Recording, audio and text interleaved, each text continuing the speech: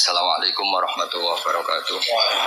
Bismillahirrahmanirrahim. Allahumma shalli wa sallim wa barik ala sayyidina Muhammadin wa ala alihi washabihi ajmain. Amma ba'du.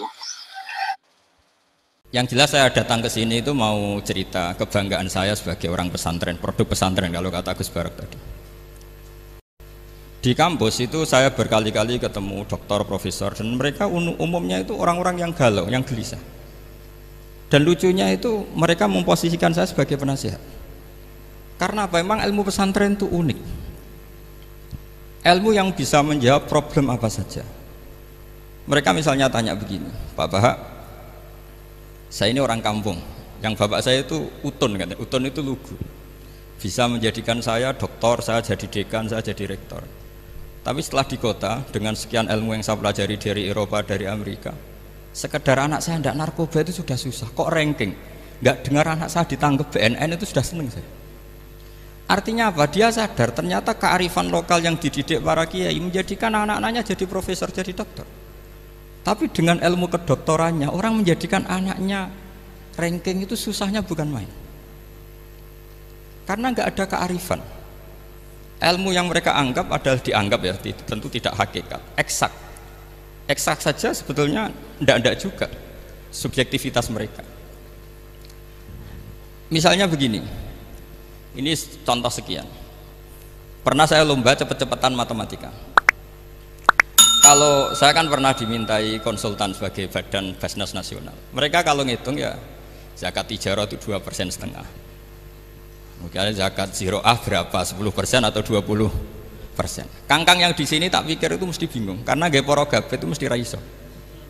Dan mereka tak tantang, coba jenengan bikin porogabet, saya pakai matematika pesantren. Itu cepet saya. Karena matematika kita adalah matematika ummi. Ummi itu orang Arab, ummiyin. Gak usah diterjemah apa, sudah ummiyin saja. Ummiyin itu keibu-ibuan lugu. Jadi kalau nggak bisa itu ya terlalu. Misalnya 2,5%. Kalau kita bilang kan rubul usur. Ya sudah 1.000 itu diusurkan dulu menjadi 10. Setelah 10 itu kan misalnya ya 1.000 berarti usurnya 100. Ya kan? Setelah 100 cari rubuknya berapa?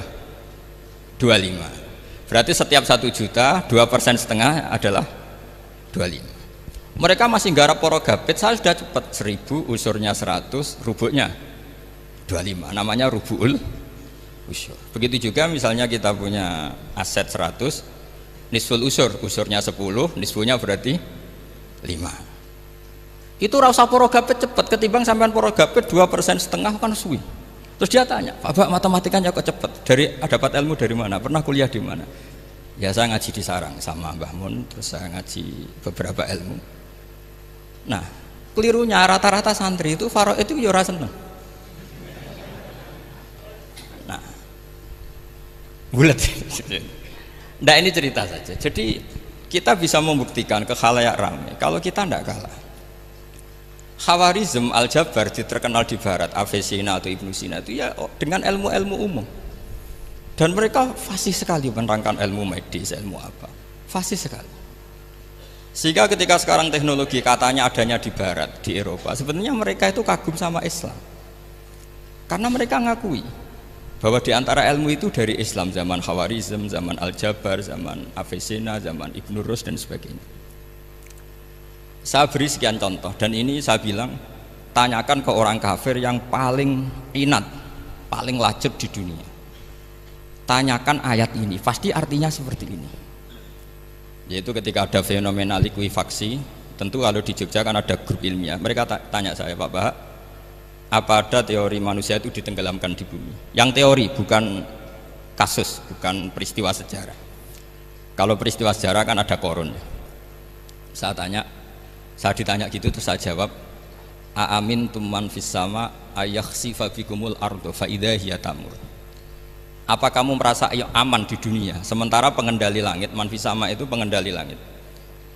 Ya siapa saja, bisa malaikat atau bisa Allah, man sing kudratu fis sama, itu ahli tafsir beda pendapat. Ayakhsifa bikumul ardo, bahwa bumi ini bisa ditenggelamkan. Fa idza hiya tamur, ya memang bumi itu bisa meleleh. Terus saya memberi sekian argumentasi. Kalau kamu katakan justifikasi ilmiah karena kadung Islam dan kadung pegangan Quran, Mungkin Anda akan bilang saya ini justifikasi, nyari pembenaran secara syariah. Tanyakan ke ahli lughat yang non muslim. Maknanya ayat itu tetap seperti itu. Begitu juga misalnya ayat wal ardi dzatis sodq, dan bumi yang berkarakter bisa retak. Sodqun itu retak. Dulu kita hanya punya contoh, misalnya biji-bijian jagung yang lembek, yang lemah, dan bumi yang keras, atau ketela atau bengkoang itu. Ternyata dengan segala kelemahan ini, biji-bijian ini bisa merekah, dan buminya yang ngalah memberi. Menutupi aib yang mukmin, mongko sampean aib ditutupi Allah Subhanahu wa taala. Ini wono tenan. Wonten tiyang mergoi tiyang lagi zina utawa lagi ngambung wong sing ora halal. Kesunatane wong sing roh nggih nutupi, ora oleh kodho-kodho wong liya. Kok nak nutupi aib wong berarti sampean ditutupi pangeran. Iku rencana awal syariat. Tapi apa ngersakno apike wong elek iku ya kecelok elek.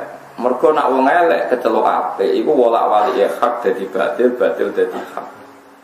Delala masyarakat itu nak darani wong sing menjajakan diri, ora darani ya lonte, sundel. Mergo umpama ora darani ngono iku kuwatire syariat engko ora ana perbedaane barang hak ambek barang napa? Mulane riyen ana gerakan nak wong asusila disebut wanita harapan iki do protes. Jare mau alasane penghalusan napa? Lah suwe-suwe nek ana maling ra kecekel lak jenenge wong cerdas. Mergo iso nyolong ra konangan. Kok gelare ra wong napa? Cerdas. Sing duwe mah wong bodho nganti kecolongan. Anak yo repot. Mulane Allah nu ngersakno. Mulane jare wong tasawuf ngoten, ngrasani iku haram. Tapi Allah ngersakno kadang-kadang donya iku apik ana rasa-rasane. Kok nek ana wong selingkuh go bojone wong kok ora dadi gunjingan, sing selingkuh ya selingkuh terus. Baru kaya ana sing rasan-rasanan akhirnya terhenti. Mergo ana sing napa? Rasani. Lah kene apa-apa kok gawe ngrasani? Allah wis janji agar barang elek mesti ngalami lahum fid dunya khizyun. Mesti ning donya ana napa Riyen di Jakarta ada keramat tungkak sing iso bubarau Sutioso, teng Doli sing iso bubarau wali kota sing sakniki wedok. Malah kopi DI ora king PKB. Misal, lha mboten niki kan ilmiah mawon rasa tersinggung biasa mawon, mboten usah tersinggung. Itu wis ngoten niku wis sudah begitu. Tapi ulama mbok arani kalah ambek wali kota sing wedok Ubaro Doli ki yo keliru. Taruh saja sama hitung saja. Orang yang ndak zina karena didikan ulama mulai sipir, mulai kelas TK, TPA itu jutaan. Taruh saja misalnya Mustafa di murid 20. Ada orang di murid 100. Orang yang dididik supaya anti zina oleh ulama itu hasilnya jutaan, mungkin puluhan juta. Dan mereka punya generasi berevolusi anti zina dan anti zina nganti mati. Itu juga nahi mungkar, karena maknanya nahi mungkar itu al-intiha anil mungkar. Pokoknya kejadiannya tidak jadi mungkar. Itu yang saya sesali dari orang-orang mubaligh. Mubaligh itu sering bilang nahi mungkar itu kayak Bubaro Doli. Tidak seperti itu saja. Setiap kemungkaran yang dihentikan itu namanya nahi mungkar. Karena maknanya nahi itu mencegah. Mencegah artinya tidak melakukan atau tidak terjadi. Dan itu ulama kontribusinya besar. Hampir semua pondok. Misalnya, kalau nembe buka niki, kalau nanti cerita tentang Pak Rum, ya Pak Rumanto, kalau nanti cerita. Mas Rum, segi pondok itu rasa tenanan. Pokoknya ngaji. Sholat terus madhep mulon, sekali umumnya pondok. Orang usah ngasih lo santri alim nak tepak ya alim ora tepak ya wis. Paling ndak kelebihannya pondok pesantren itu satu. Misalnya kiai ini ra alim utawa ora pati bener. Ada kesepakatan mentabukan zina.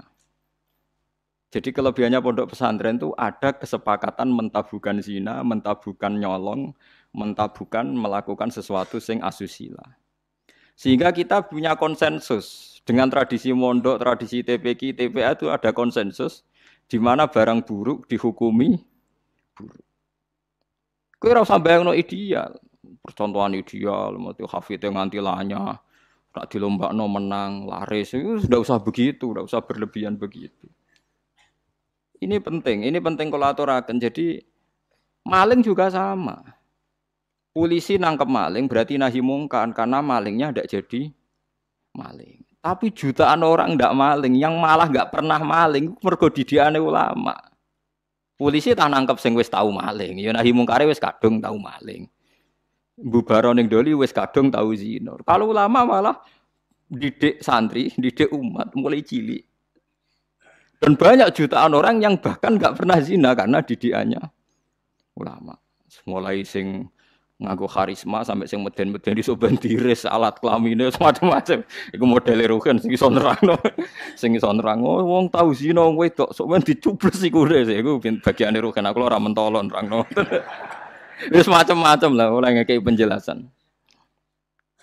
Nah itu kula baleni malih. Bahkan di antara akidah ahli sunnah ini rungokno tenan. Sampean boleh ndak cocok, tapi nek ora cocok keliru, neraka sampean. Kuwi iki nasih pangeran. Intajtanibu kaba'ira ma tunhauna anhu nukaffir ankum sayiatikum. Wong sing sukses ngilangi dosa gedhe iku insyaallah dosa cilike disepuro. Misalnya kaya ruhin biasanya perapatan delok wong wedok. Ya ditulis mbek Allah. Mripate ruhin dosa. Atine angen-angen tapi ora kasil ditulis terus mbek pangeran. Ditulis. Tapi dekne sukses ninggalo zina. Pokoke aku nak delok gelem tapi nak zina ora ngarah. Itu iso wae ning akhirat disepuro. Mergo barokahe ninggal dosa gedhe.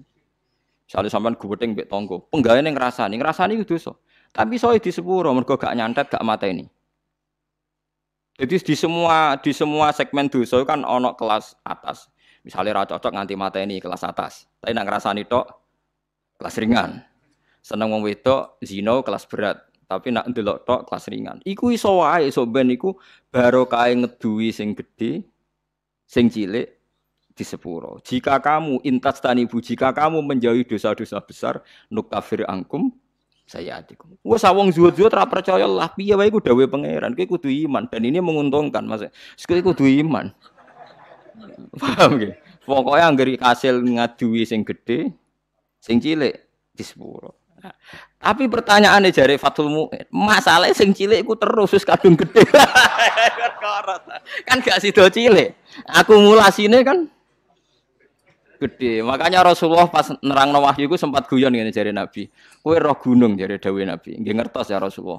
Gunung gedene ngono iku kok butiran pasir cilik-cilik. Dadi sawae dosane roh cilik-cilik wis dadi butiran pasir sing wis dadi gunung. Lah iku malane jare Fathul Mu'in nak nakrifi wong saleh iku sapa? Wong saleh iku wong sing taate luwih akeh timbang maksiate. Ora kok ora tau maksiat itu ora mungkin wong. Cuma masalahnya akumulasi maksiat ini kan tinggi sekali. Maksiat misalnya, contoh gampang wong melarat lah, sing biasa ning perapatan. Maksiat itu siji ndelok wong wedok maksiat. Ngrasani wong sugih maksiat. Engko hasud maksiat. Tukarane mbek bojo maksiat. Wes pokoke terus, nah sing wong sugih maksiate iku ya padha. Nah, wong wedok iku padha, melarat sugih padha. Aneh masalah. Ndelok wong wedok sombong, nyepelekno wong, ngagul dunyane padha. Nah itu asal kowe iso ngilangi sing gedhe iku insyaallah ana kemungkinan besar sing cilik niku disepuro. Tapi syaratnya kudu tetep cilik. Paham nggih? Ya kene rungokno syaratnya kudu tetep cilik.